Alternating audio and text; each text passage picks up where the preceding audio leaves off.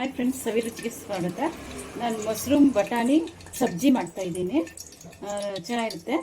ಎಣ್ಣೆ ಒಂದು 4 tea spoon ಹಾಕಿದ್ದೀನಿ. ಜೀರಿಗೆ ಅರ್ಧ ಟೀ ಸ್ಪೂನು, 3-4 ಲವಂಗ, ಒಂದು ಚಕ್ಕೆ, ಒಂದು ಏಲಕ್ಕಿ ಇಷ್ಟು ಹಾಕ್ತಾಯಿದ್ದೀನಿ. ಚೂರು ಫ್ರೈ ಮಾಡ್ಕೊಳ್ಳಿ.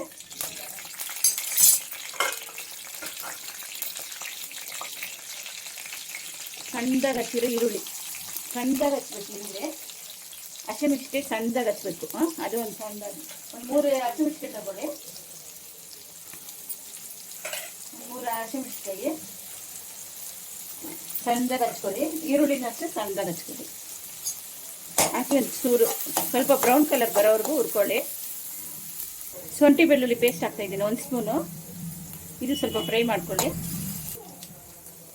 ಟೊಮೊಟೊ ಒಂದು 4 ಬೇಯಿಸಿದ್ದೀನಿ ಸಣ್ಣದು. ಒಂದು ಗೋಡಂಬಿ ಒಂದು 4 ನೆನೆಸಿದ್ದೀನಿ. ನೆನೆಸಿ ಪೇಸ್ಟಾಗಿ ರುಬ್ಕೊಂಡ್ಬಂದಿದ್ದೀನಿ.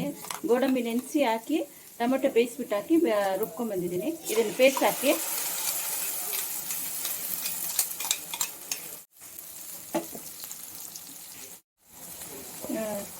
ಒಂದು ಸ್ಪೂನು ರೆಡ್ ಚಿಲ್ಲಿ ಪೌಡ್ರು, ಒಂದು ಕಾಲು teaspoon red chilli powder, ಧನಿಯಾ ಪುಡಿ 1 ಟೀ ಸ್ಪೂನು, 1/4 ಟೀ ಸ್ಪೂನು ಅರಿಶಿನ ಹಾಕಿ ಬಟಾಣಿ ಇದು ಬೇಯಿಸಿದ್ದೀನಿ ಒಂದು ಸ್ವಲ್ಪ.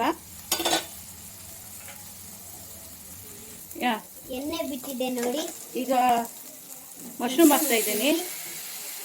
ಈ ಥರ ಉದ್ದ ಕಟ್ ಮಾಡ್ಕೊಳ್ಳಿ. ಹಾಕಿ ಒಂಚೂರು ಫ್ರೈ ಮಾಡ್ಕೊಳ್ಳಿ.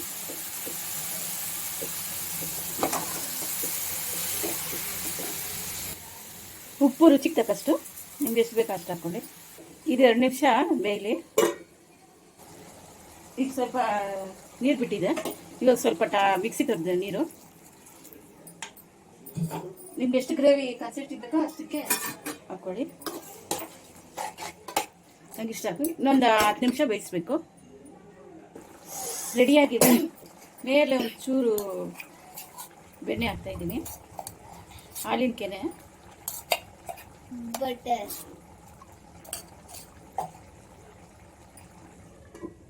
ಇನ್ನೆರಡು ರೆಡಿಯಾಗಿದೆ. ಮೇಲೆ ಸ್ವಲ್ಪ ಕೊತ್ತಂಬರಿ.